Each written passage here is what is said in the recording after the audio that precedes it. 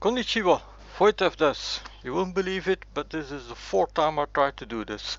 I want to talk about lawsuits and copyright problems with these candies. KitKat, uh, Leo, and Kvikk Lunsj. These are the main characters of a story of today, full of lawsuits and backbiting and all that kind of trouble. KitKat is the original. It's from Rowntree in England. Leo is from a factory from Milka in Belgium. And Kvikk Lunsj is from Freia in Norway. Now, they are so similar that I wondered whether they actually sued each other. Because you have to know, for instance, that the color pink, the pink color which is used on the packaging of Leo, that's copyrighted. You can't use that color if you make a candy yourself. That's of course not actually Leo, it's Milka who copyrighted it. Now they also copyrighted each other on the form of the wafers. You see those things. Mondelez, owner of Milka, owner of Leo, had argued that they owned the form of the 4-part chocolate wafer on the European level. That's important, the European level. But the European Court of Justice said in 2018 that could not be the case. Meanwhile, Nestlé, the owner of KitKat, so you see that these are the contenders in our in this game. They claimed that at least for a decade they tried to get the rights to the form of the wafer, but that claim was finally rejected. That means that also the Norwegian Kvikk Lunsj is out of the line of fire. This exists since 1937, that's 2 years after KitKat, which came into being in 1935. This is the youngest one, this is 39. Now, Nestlé, owner of KitKat, applied for a European trademark for KitKat in 2002. The bar is embossed with the KitKat logo, and there's just a bar also embossed with the KitKat logo, and that was not a problem, but it is this thing, 4 horizontal bars, trapezoidal bars aligned on a rectangular base. This is the cutter. After 4 years, the European Union Intellectual Property Office finally granted Nestlé the shape as a trademark, but Mondelez, owner of Leo, Olé and Kvikk Lunsj didn't accept that, and the judicial battle restarted in 2007. So in 2002 Nestlé starts, in 2006 they say no, and then in 2007 again they go to court. In 2018, the original decision of the European Union Intellectual Property Office, that was from 2006, was rejected by the European Court of Justice, to be precise, on 25th of July 2018, and that was a Wednesday.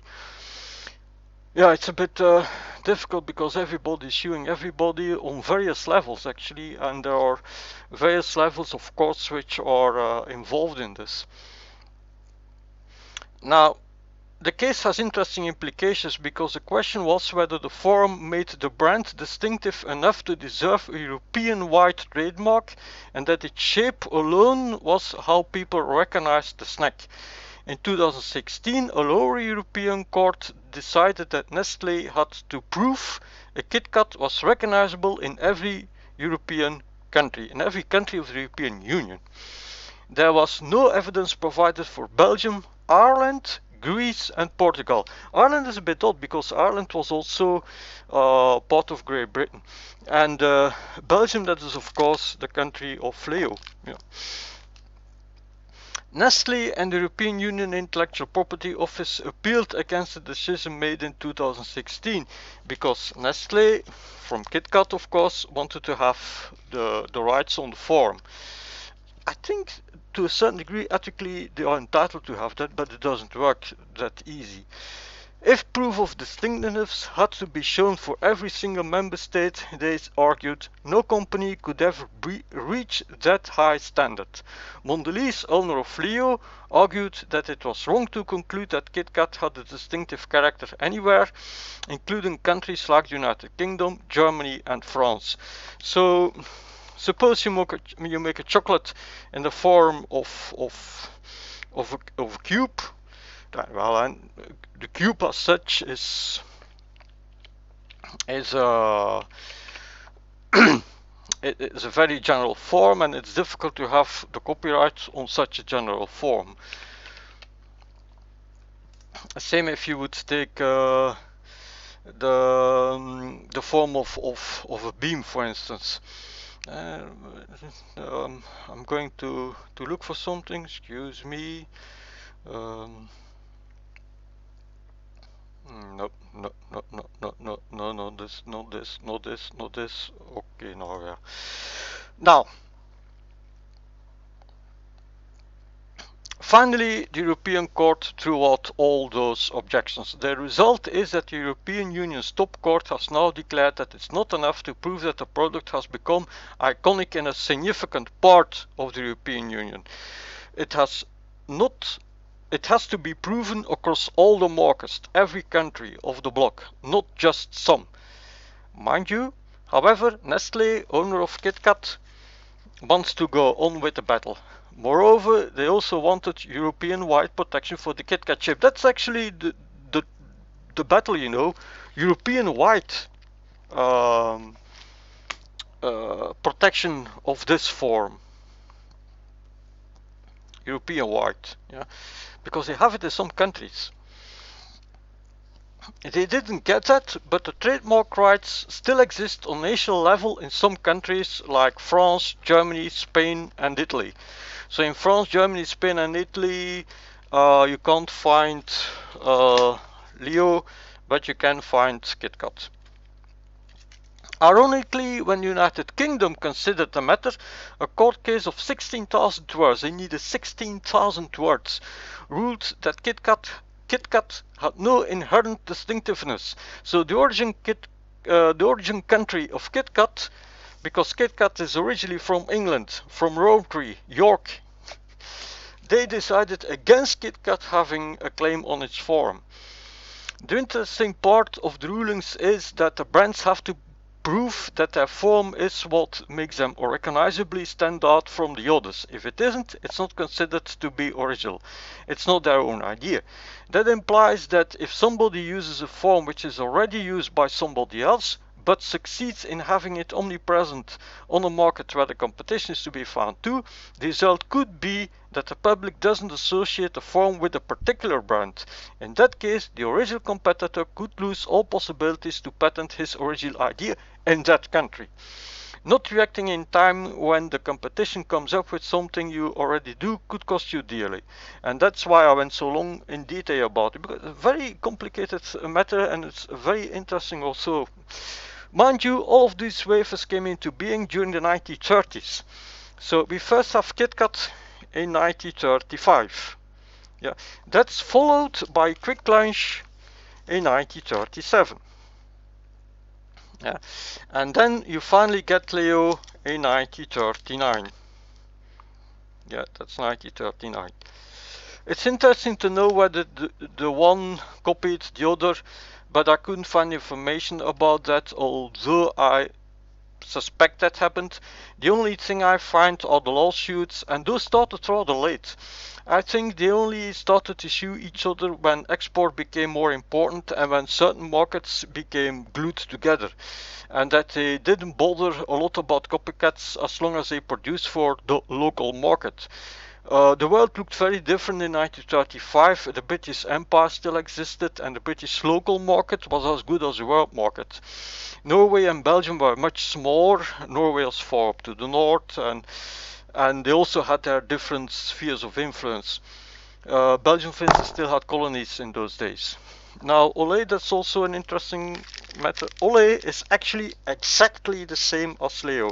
That's also why, excuse me, if you look at you see, the only thing they did was replaced the letters. Olé became Leo became Olé. The packaging has actually the same form, and the candy is the same too. It's all the same, but Leo, oh sorry, Olé is made for the retail chain Aldi. That's a German chain, and they make it for Aldi since 2013. It costs only a third, I think. In recent history, however, all those markets started to clump together in the European Economic Area. Britain left officially in 2020 because of the Brexit. But before 2020, and all those lawsuits were before 2020, they were still in the European Union. Norway is indirectly a member since 1992. Norway is not a member of the European Union, but it's a member of the European Economic Area. So the actual situation is complicated spaghetti of treaties and rules and laws and so on, but it boils down to the fact that the three countries producing the wafers, Great Britain, Belgium and Norway, have been part of the same international trade organizations. But that's only since 1992, and that explains a lot of the legal battles in the early 21st century and why they kept calm for so long before it. However, it's interesting that the three wafers, KitKat, Kvikk Lunsj and Leo, came into being in the same period from 1935 to 1939. Copying, I expect it played a role, but I wonder whether it was around the same time because of technological developments. I mean, the wafers themselves are not very strong. You know it. It's very easily, you don't even hear it. Listen. Yep. It's very easily broken. That has its implications for the machines you use to make it.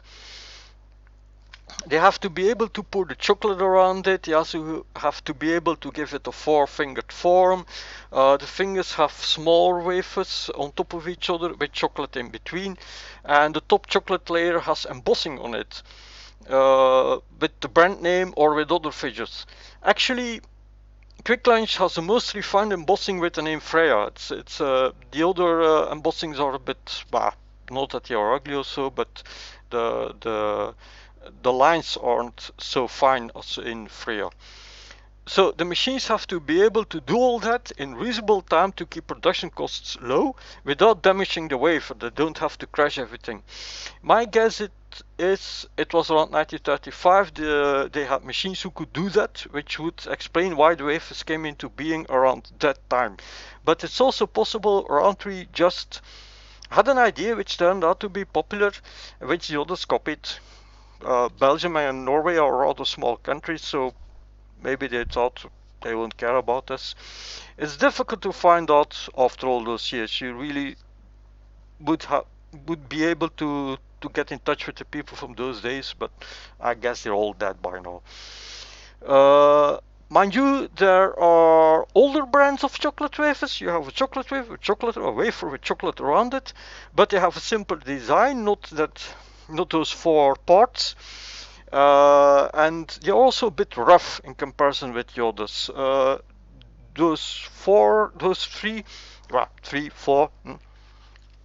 are more refined in design and in embossing and things like that. They also they are quite smooth on the surface, and that's also not